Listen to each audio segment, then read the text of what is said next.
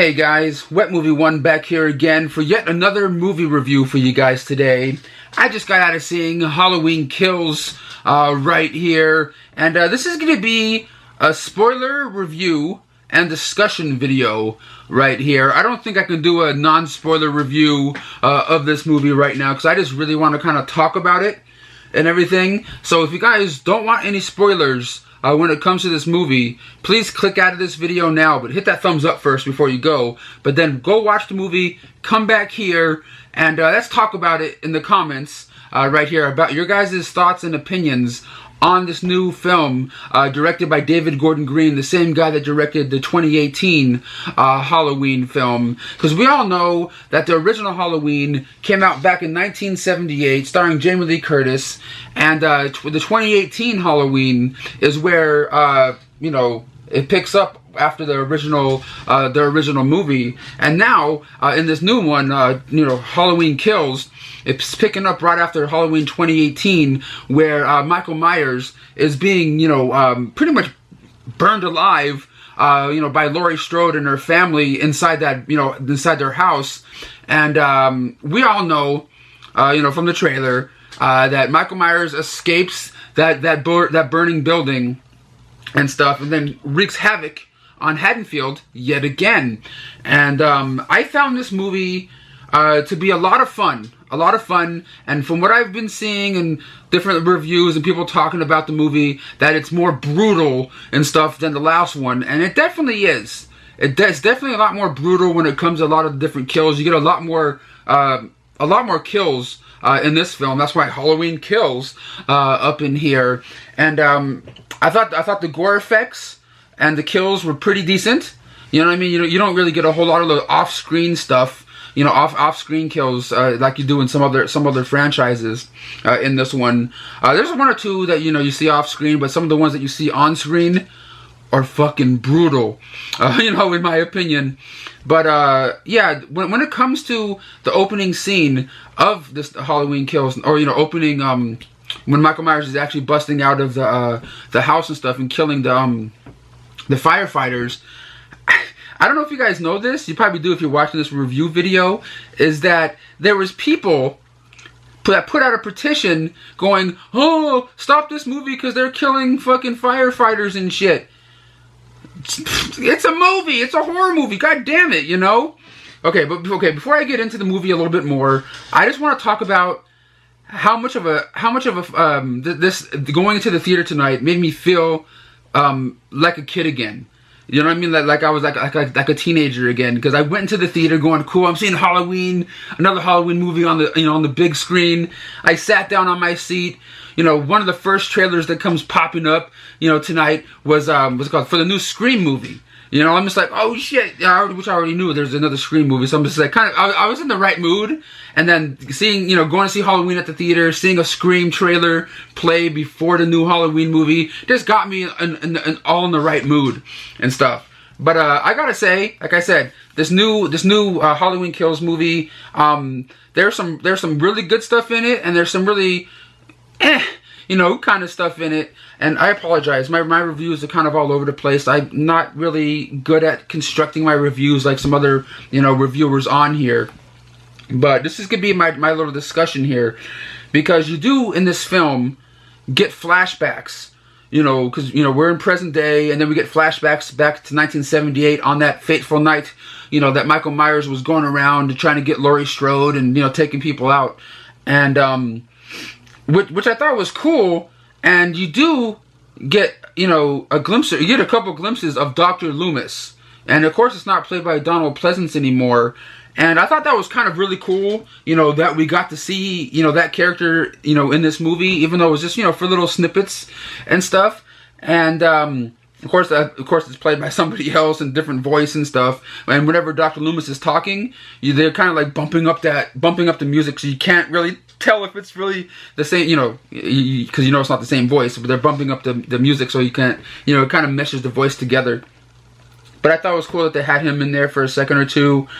But it is kind of cool that they go back and had flashbacks, and some of the original, you know, characters from the first film are being portrayed by some of the same actors and older actors, or some of the same actors from the 1978 movie. Like the nurse is in this film from the old film, which I thought was cool.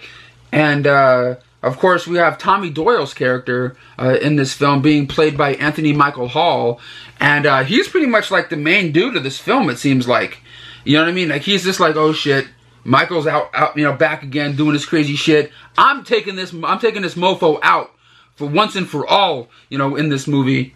And I thought that was cool. I've always been a fan of his since The Breakfast Club. There was a couple things that happened in this movie that just kind of made me go, I don't get why. It's just like I didn't get it. I didn't get why, it happened. So if you watch the movie, Michael Myers is out there killing people again and stuff like that. And Laurie Strode, is pretty much just in the hospital bed the whole movie. Jamie Lee Curtis is just in the hospital, just laying in the hospital bed for 99% of this fucking movie. And hopefully we get to see her do more crazy shit in the next one. Because if you see what happens at the end of this one, she's gonna have to get some sort of craziness, revenge going on. But there's a part of this movie where Anthony Michael Hall burst into this hospital to try to warn people about Michael Myers is out there. Guys, get ready. We gotta take him out. Evil dies tonight and shit. But what I don't understand is the killings that happened back in 1978. The couple of killings that happened 40 some odd years ago in this small town, got all these people in this hospital 40 years later all riled up and going out there on the hunt, trying to get Michael Myers, and running up different stairs, thinking certain people are Michael Myers, and things like that. Because if you're a person in a small town, in a town or whatever, and you're there at a hospital trying to see if your mom's okay, if your son fell out of a tree and broke his arm and shit, and all of a sudden, like, some guy comes in there saying Michael Myers is here and we gotta stop him. You're just gonna start trying to search for Michael Myers and just not give a shit about your family or family member that's in the hospital anymore, and just go, oh, Michael Myers, let's kill this motherfucker. That kind of shit threw me out. There's like a big chant going, he must die tonight, he must die tonight, kind of shit. And if I was in the hospital, like tending to my mom, my sister, whoever it is that got hurt that I'm in the hospital for in the waiting room, I'm not just gonna be like, yeah, let's go kill this other motherfucker. You know what, Mom? I don't care that, you broke your neck, but I'm gonna go try to find Michael Myers right now. You know what I mean? Like, that kind of stuff, that little stuff, I didn't quite understand, like, how everyone got riled up. You know what I'm saying? I know Anthony Michael Hall had his little speech and shit, but you're still there because one of your family members or friends is in the hospital hurt or whatever they're going through, and you're just like, fuck them. They're hurt, but let's go find Michael Myers. You know what I'm saying? That's what kind of made me go, But also, sorry, like I said, my reviews are all over. My review was all over the place.